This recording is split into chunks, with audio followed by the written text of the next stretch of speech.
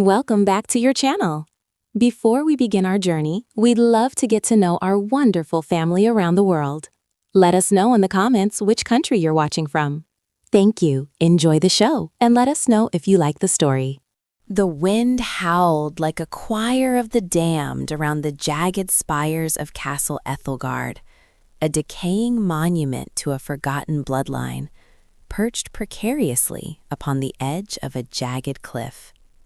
Within its damp, labyrinthine halls lived Princess Alera, the last surviving heir to a kingdom that had long since rotted from the inside out. Her parents, the king and queen, had succumbed to a mysterious wasting sickness years ago, leaving her to rule over empty corridors, dust-draped chandeliers, and a handful of elderly servants who moved like ghosts through the perpetual gloom. Alera was a prisoner of her own lineage, suffocated by the heavy velvet drapes that blocked out the pale autumn sun, her mind slowly fraying at the edges from the crushing, absolute isolation. She spent her days wandering the endless galleries, her pale fingers trailing over the cracked oil paintings of her ancestors, their painted eyes seeming to follow her with a mixture of pity and malice. It was on the night of the Black Solstice, a night when the storm outside reached a crescendo of violent fury, that the scratching began.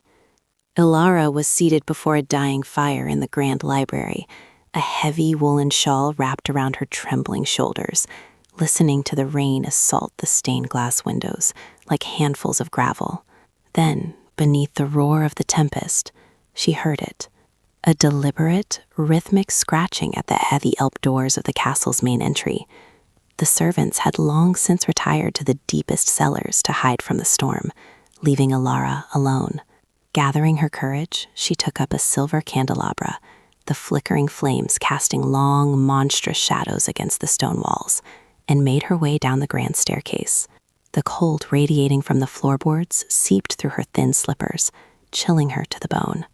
When she finally managed to pull the massive iron bolts back and heave one of the heavy doors open a fraction, the wind violently ripped it from her grasp, plunging the entry hall into sudden, freezing chaos. The candles blew out instantly. In the brief flash of jagged lightning that illuminated the courtyard, she saw it. Sitting perfectly still amidst the torrential downpour, untouched by the howling gale, was a cat. It was entirely black, its fur a void that seemed to absorb the meager light. But it was its eyes that paralyzed Alera.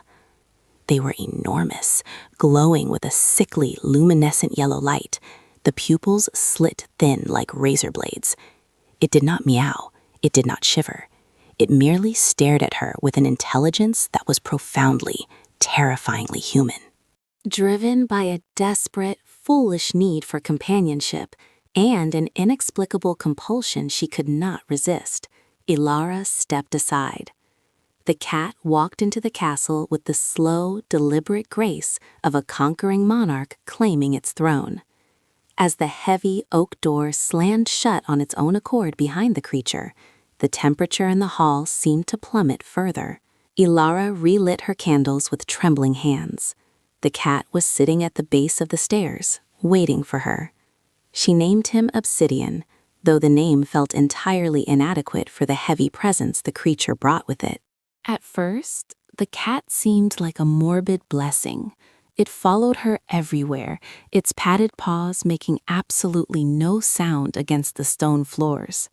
It would sit upon her lap as she read, its purr a deep, vibrating hum that felt less like an animal's contentment and more like the low grinding of subterranean tectonic plates. Yet, beneath the veneer of comfort, a creeping sense of wrongness began to take root in Alara's mind. When she stroked Obsidian's fur, her fingers felt numb, as if she were plunging her hand into freezing water. The cat never ate the scraps of meat she offered from the kitchens, nor did it drink milk. It merely sat and watched. The horror began subtly, manifesting in the corners of Ilara's vision. She would catch her reflection in the tarnished mirrors lining the hallways, And for a fraction of a second, she would see the cat sitting on her shoulder, its unnatural weight pressing down on her collarbone, even though Obsidian was across the room. The shadows cast by the furniture seemed to stretch and contort when the cat walked past them, leaning toward the creature as if bowing to a dark master. The elderly servants began to whisper. They claimed the air around the cat smelled of turned earth and dried blood. One by one, they began to disappear. There were no screams, no signs of struggle, no bloodstains. They simply vanished in the dead of night, leaving their meager belongings behind. Within a fortnight, Ilara was entirely alone in the sprawling fortress, alone with the yellow-eyed void that watched her every move. Her physical health began to deteriorate rapidly. A profound, bone-deep exhaustion settled into her limbs, making the simple act of walking a monumental task. Her skin, once fair, took on a translucent, waxy pallor, and her eyes sank deep into bruised sockets. She felt as though something was slowly siphoning the life from her veins. It was the nights, however, that brought the true terror. Sleep became a battleground. Ilara would wake in the dead of night, paralyzed, her body pinned to the mattress by an unseen crushing weight. The air in her bedchamber would grow thick and foul, smelling of ancient decay. Through the darkness, she would see those twin yellow moons hovering just inches from her face. Obsidian would sit upon her chest, its weight increasing until her ribs groaned under the pressure, its breath a freezing mist against her cheeks. In her paralyzed state, she would watch as the cat's jaw unhinged, opening impossibly wide, revealing rows of needle-like teeth that gleamed in the moonlight, plunging down toward her throat, before she would snap awake, gasping for air, alone in her bed, her nightgown soaked in cold sweat. Desperation drove her to the Forbidden Archives, a sealed section of the library her father had warned her never to enter. She spent days sifting through moldering tomes and crumbling scrolls, searching for any mention of a creature matching Obsidian's description. The dust choked her, and the flickering candlelight played cruel tricks on her exhausted mind, making her believe the shadows were reaching for her. Finally, beneath a loose floorboard in a forgotten study, she found her father's private journal. The leather cover was brittle, the pages stained with what looked suspiciously like dried blood. As she read her father's frantic, scrawled handwriting, the blood froze in her veins. The journal spoke of an ancient curse placed upon the Ethelgard bloodline centuries ago by a sorcerer they had burned at the stake. The curse did not manifest as a sudden death, but as a parasitic entity known as the Malkuth, a demon of the void that fed on royal blood and despair. The entity could only enter the physical realm by being invited across the threshold of the ancestral home. It would take the form of an innocent creature, a familiar, to gain trust. Once inside, it would slowly consume the life force and sanity of the last heir, preparing their body to become a permanent vessel for the demon to walk the earth in human form. Her parents had not died of a wasting sickness. They had been consumed by the Malkuth, which had taken the shape of a hunting hound. Her father's final entry was a desperate plea. Do not open the doors, no matter the storm, no matter the cries. If the darkness takes a shape, let it freeze. To let it in is to invite the end of the world.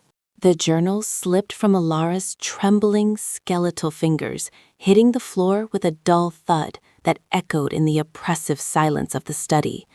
She had invited it in. She had opened the door. A low, vibrating purr echoed from the dark corner of the room. Ilara slowly turned her head. Obsidian was sitting atop a towering bookshelf, its yellow eyes burning with a malevolent, triumphant intelligence. The illusion of the small, harmless feline was beginning to fracture. The cat's shadow, cast against the wall by the single candle, was not the shadow of a cat. It was a towering, grotesque monstrosity with elongated limbs, jagged horns, and a writhing mass of tendrils. "You know now, little princess," a voice echoed, not in the room, but directly inside Ilara's mind. It was a voice like grinding stones and snapping bones, ancient and utterly devoid of empathy. Ilara screamed, a raw, ragged sound that tore at her throat, and bolted for the door. She threw her weight against the heavy wood, but it wouldn't budge. The lock hadn't been turned, but the door was held fast by an invisible, immovable force. She pounded her bruised fists against the wood, her fingernails splintering, begging for help she knew would never come. Behind her, the purring grew louder, shifting into a wet, tearing sound. Ilara turned, her back pressed flat against the door, her breath coming in short, panicked gasps. The cat was dropping from the bookshelf, but it did not land like an animal. It landed with a heavy, meaty thud. The creature was growing, its black fur undulating as the bones beneath shifted, broke, and reformed in a horrific display of unnatural anatomy. The feline shape dissolved into a mass of pure, writhing darkness, expanding until it filled the corner of the room. The yellow eyes multiplied, blinking from within the shifting void, each one filled with a ravenous hunger. The temperature in the room dropped below freezing. Frost crept rapidly across the stone walls, shattering the inkwells on the desk and turning Ilara's breath into thick clouds of white vapor. The shadows in the room detached themselves from the furniture, crawling across the floor like slick black serpents, wrapping around Ilara's ankles. She kicked and thrashed, her screams echoing uselessly in the soundproof chamber, but the shadows were like iron bands, pulling her down to her knees. "Your fear is exquisite," the voice rumbled in her skull, causing her ears to ring and a thin trickle of blood to leak from her nose. A vintage aged in isolation and despair. "Your parents were strong, but they lacked your delicate, fragile mind. You are the perfect vessel." The mass of darkness slithered toward her, the floorboards groaning and snapping under its immense, unseen weight. A pair of elongated skeletal arms emerged from the void, ending in claws that gleamed like polished obsidian. The entity did not rush. It savored the hunt, savoring the absolute terror radiating from the helpless princess. Ilara tried to close her eyes, tried to retreat into the deepest corners of her mind to escape the reality of her impending doom. But unseen forces pry her eyelids open, forcing her to witness the horror. The creature loomed over her, its form shifting into a grotesque mockery of a human torso, a maw opening in its center, lined with hundreds of needle-like teeth dripping with a black, viscous fluid. The smell of 1,000 rotting corpses washed over her, causing her to gag and choke. "Do not weep, little princess," the demon whispered, its claws gently, mockingly caressing her tear-stained cheek. The touch burned like dry ice, leaving blackened, dead flesh in its wake. "You will not die. You will simply cease to be Ilara. We will wear your skin. We will sit upon your rotting throne, and we will finally leave this wretched castle to taste the world beyond." Ilara gathered the last desperate shred of her willpower.